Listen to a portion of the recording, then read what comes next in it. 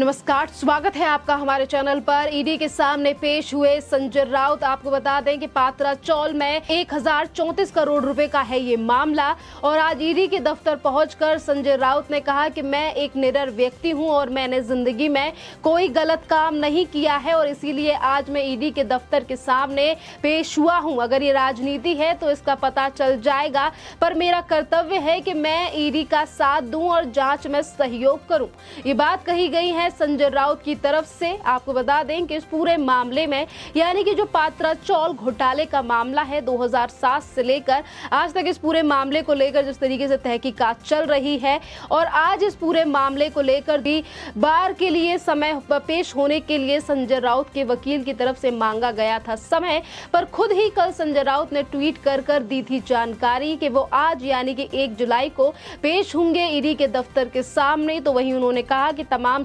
सैनिक भीड़ ना लगाएं ईडी के दफ्तर के सामने। आपको बता दें कि जिस तरीके से बड़ी बातें की गई हैं संजय राउत की तरफ से, उन्होंने कहा है कि मैं निडर व्यक्ति हूं और मैंने जिंदगी में कोई भी गलत काम नहीं किया है। अगर ये राजनीति है तो इसका भी पता चल जाएगा। और वहीं ईडी की जांच का सहयोग करने की बात भी संजय राउत ने अपने उन तमाम बातों में कही है जो कि ईडी के दफ्तर के बाहर खड़े होकर संजय राउत ने मीडिया से कही है। बात अगर इस पूरे मामले की करें जो कि पात्रा चौल घोटाले का है, जो कि 1034 करोड़ रुपए का ये मामला है और ईडी 2 बार समन भेजने के बाद संजय राउत आज जाकर पेश हुए हैं ईडी के दफ्तर के सामने। तो इससे पहले भी वर्षा राउत जो कि संजय राउत की पत्नी है, उनसे भी इस पूरे मामले में हो चुकी है पूछताछ और प्रवीण राउत जो कि इस पूरे मामले का मुख्य आरोपी था उसे भी गिरफ्तार कर चुकी है। उसकी भी गिरफ्तारी पहले ही हो चुकी है और संजय राउत की 2 करोड़ रुपए की जो संपत्ति है उसको भी ईडी पहले ही कर चुकी है जब्त।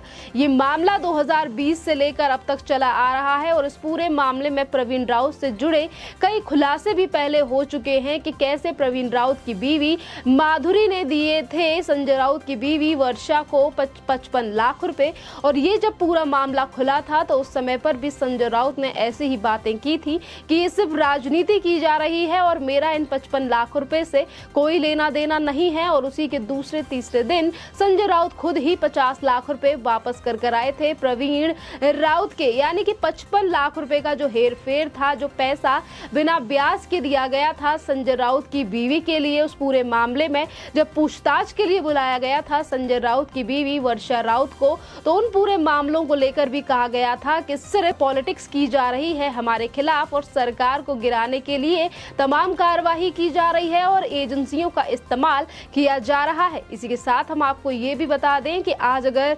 2022 में संजय राउत को इस पूरे मामले में 2 बार समन देकर बुलाया गया है, तो जब बीवी को बुलाया गया था वो था 2020 जिससे जब से ये मामला शुरू हुआ है। और बात अगर हम करें प्रवीण राउत की गिरफ्तारी की, तो प्रवीण राउत की गिरफ्तारी इसी साल फरवरी के महीने में हुई है। और जिस तरीके से ईडी इस पूरी कार्यवाही को देख रही है, अब ईडी जिस तरीके से जिन भी लोगों के नाम इस पूरे घोटाले में संलिप्त हैं उन लोगों से भी पूछताछ कर रही है और यही बड़ा कारण है कि संजय राउत को भी 2 बार नोटिस दिया गया, समन भेजा गया ईडी की तरफ से। इससे पहले जब समन भेजा गया था संजय राउत को तो वकील की तरफ से कहा गया था कि 15 से 16 दिन का समय चाहिए संजय राउत को ईडी के सामने पेश होने का, यानी कि उस समय पर डर दिखाई दे रहा था संजय राउत को। और उस समय पर भी संजय राउत ने इन चीजों का जिक्र किया था कि हमें पता है इस तरीके की चीजें की जाएंगी क्योंकि अभी सरकार के ऊपर खतरा मंडरा रहा है और जानबूझकर केंद्रीय एजेंसियों का इस्तेमाल किया जा रहा है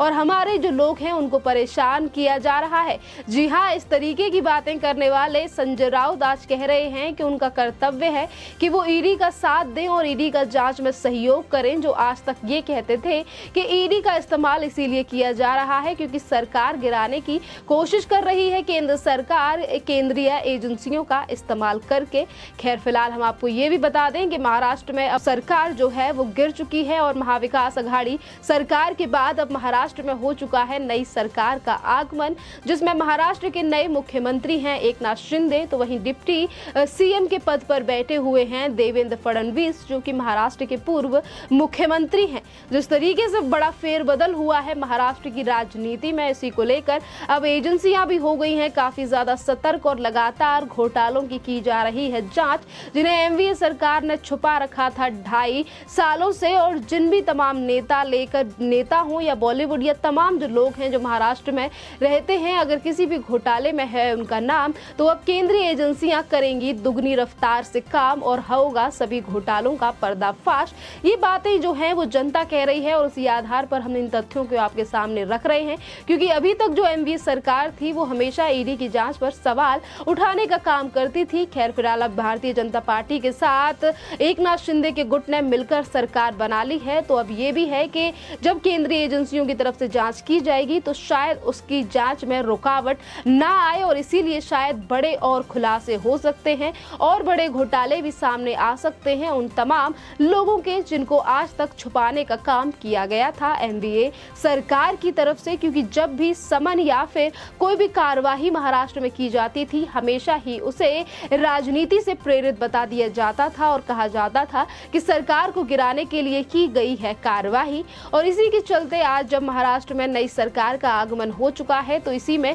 एक इंटरव्यू और सामने आया संजय राउत का, जिसमें उन्होंने कहा कि सरकार को गिरने को लेकर बात पुरानी हो चुकी है। आज अगर भारतीय जनता पार्टी ने एकनाथ शिंदे को मुख्यमंत्री बनाया है तो वो उनकी पार्टी का फैसला है। देवेंद्र फडणवीस को ऊपर से, यानी कि भारतीय जनता पार्टी जो है वो निर्देशों पर चलने वाली पार्टी है और ऊपर से ऑर्डर आया होगा जिसके तहत ही देवेंद्र फडणवीस ने ये फैसला लिया कि मुख्यमंत्री होंगे एकनाथ शिंदे। वहीं ये तमाम बातें की गई हैं संजय राउत की तरफ से, तो वहीं दूसरी तरफ जिस तरीके से उन्होंने इस पूरी बात की शुरुआत की और उन्होंने कहा कि सरकार गिरने की बात पुरानी हो चुकी है। अभी 2 दिन पहले ही संजय राउत ने सरकार को लेकर कहा था कि सरकार को कोई गिरा नहीं सकता है। सरकार को लेकर जो भारतीय जनता पार्टी का मिशन लोटस महाराष्ट्र में चल रहा है वो सक्सेसफुल नहीं हो पाएगा, क्योंकि भारतीय जनता पार्टी के ऊपर ही लगातार आरोप लगाए जा रहे थे। अगर आज महाविकास आघाड़ी सरकार टूट चुकी है, गिर चुकी है महाराष्ट्र में, तो शुरुआत से ही आरोप लगाए जा रहे थे। जो बागी विधायक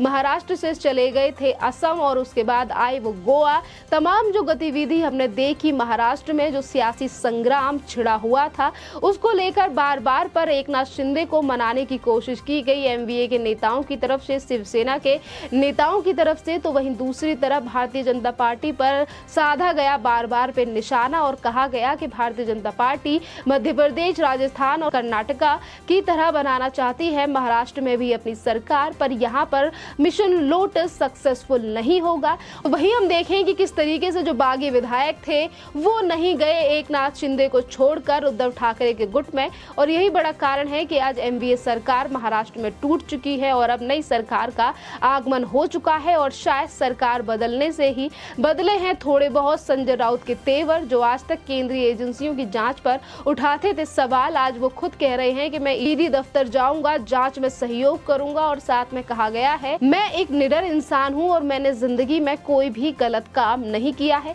खैर इसी के साथ हम आपको ये भी बता दें कि मामला अगर इतना ज्यादा पुराना है तो तमाम जो सवालों की फहरिस्त है वो भी ईडी के पास होगी। जितने ज्यादा कॉन्फिडेंस होकर संजय राउत गए हैं ईडी के दफ्तर, क्या इतने ही कॉन्फिडेंस होकर वो वापस लौटेंगे कि हाँ उनका नाम इस पूरे घोटाले मामले में नहीं है, या फिर क्या बयानबाजी होगी संजय राउत की, वो तो पता चलेगा कि आखिरकार कितने घंटों तक ईडी कार्यवाही करती है, पूछताछ करती है संजय राउत से इस पूरे मामले में। पात्रा चौल का जो मामला है, ये जो घोटाला है, ये है 1034 करोड़ रुपए का। जैसा कि हमने आपको पहले ही बताया कि संजय राउत की बीवी से पहले ही हो चुकी है पूछताछ, और 55 लाख रुपए वाला मामला भी पूरा इसी में था, और उस समय पर भी संजय राउत ने खुद को बचाने के लिए पैसे कर दिए थे वापस कि हमारा लेन देन नहीं है, और उस समय पर भी ईडी के लिए तमाम अपशब्दों का इस्तेमाल किया था संजय राउत ने, जो कि उद्धव ठाकरे के गुट के एक बड़े नेता हैं और संपादक भी हैं सामना के, जो कि अखबार छपता है शिवसेना की तरफ से महाराष्ट्र में। अब देखना अहम ये होगा कि इस कार्यवाही को लेकर तमाम और जो नेता हैं, यानी कि अब जो चाहे फिर वो शिवसेना के तमाम और नेता हो या कांग्रेस या फिर एनसीपी, उनका क्या कहना होगा, क्योंकि जिस तरीके से हम कार्यवाही अब केंद्रीय एजेंसियों की महाराष्ट्र में देख रहे हैं, एक के बाद एक बड़ी बातें हो रही हैं और इसी में तमाम जो जांच एजेंसियां हैं वो बड़े मामले भी खोल सकती हैं। इसी के साथ ये भी बड़ी बात है कि जहां एक तरफ संजय राउत से हो रही है पूछताछ, तो वहीं महाराष्ट्र के पूर्व गृह मंत्री अनिल देशमुख और एनसीपी के नेता नवाब मलिक अभी भी हैं जेल में, जिनको लेकर पहले ही केंद्रीय एजेंसी कर चुकी हैं तमाम तमाम बड़े खुलासे कि किस तरीके से अंडरवर्ल्ड से संबंध है नवाब मलिक के और कैसे अपनी सरकार के दौरान गृह मंत्री पद पर रहने के दौरान अनिल देशमुख ने की थी 100 करोड़ रुपए